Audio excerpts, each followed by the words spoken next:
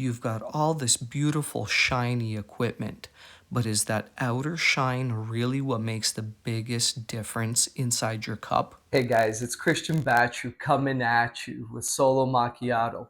Today we're going to talk about keeping everything clean, all your equipment, even that stuff that looks like it's clean. If you get in there, you're going to find out that there's oils, and oils with time oxidate because of air and become rancid. And man, you do not want that in your cup. It can actually make a pretty drastic difference in the overall taste of your coffee.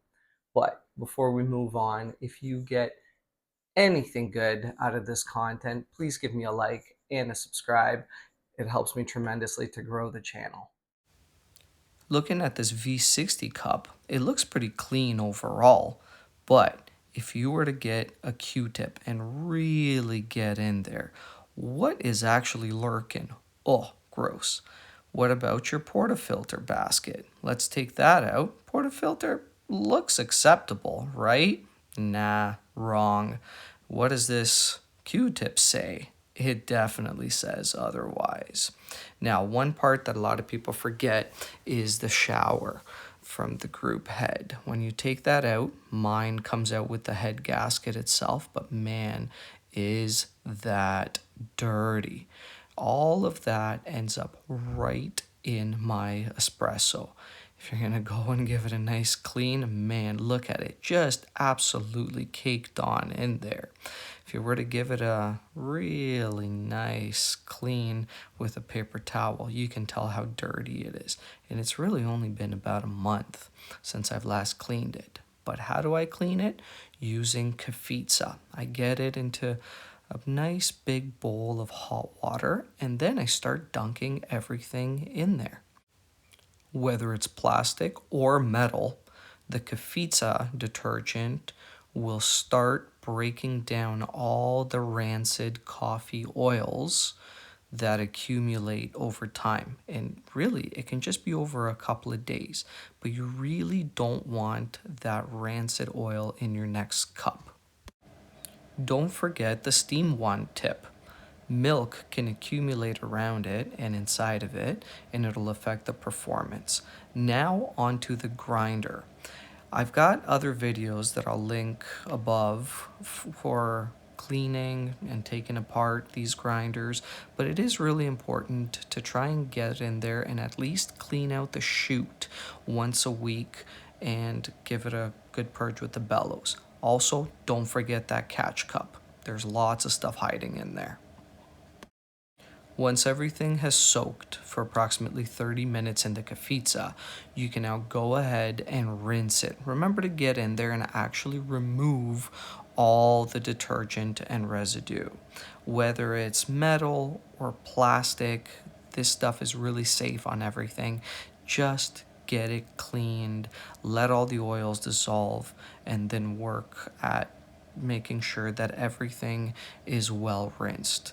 Believe me, your taste buds will absolutely thank you. And when it comes to the steam wand tip, it'll make a difference in performance. Get everything clicked back into place. Admire how nice and shiny and clean everything is. Go ahead and put everything back on your shelf. For reassembling your group head shower screen, you want to make sure you use some food-safe lubricant. It keeps everything from corroding and the head gasket itself from breaking apart from repeated use. Everything fits back together now, but not so fast. You do want to backflush your group head at least once a week with some Kefitsa. Get the blind basket loaded up in the group head and then start building up your pressure. 10 to 15 seconds per backflush, and repeat it until everything comes out nice and white and clean. Then give your blind basket a good clean, reinsert it, and just run fresh, clean water through a couple of times.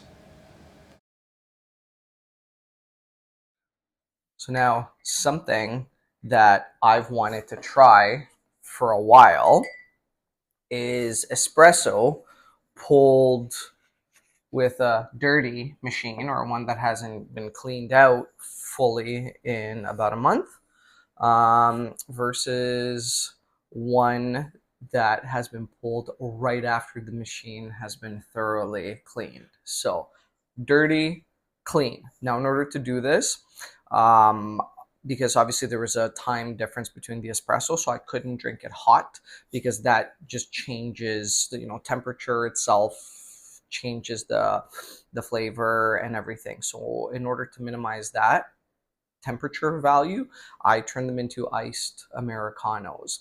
So I poured them over ice after they were done, and let them both cool down quite a bit. Put them over ice, and then pour the same amount of good filtered water into both. So again, the dirty cup and the clean cup. So I'm going to start with the clean cup.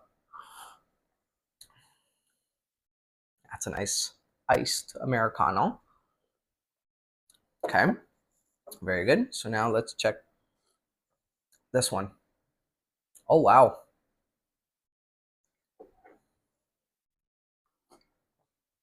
Oh, that's so nice and clean. And that does taste different.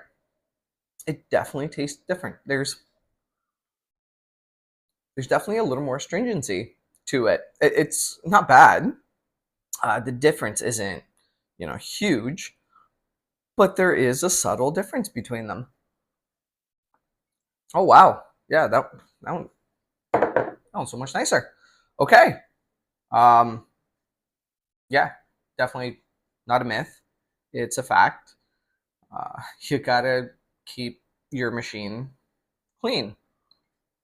Those oils, right, that oxidize really give you a little bit of like astringent rancidness, I guess, to your cup.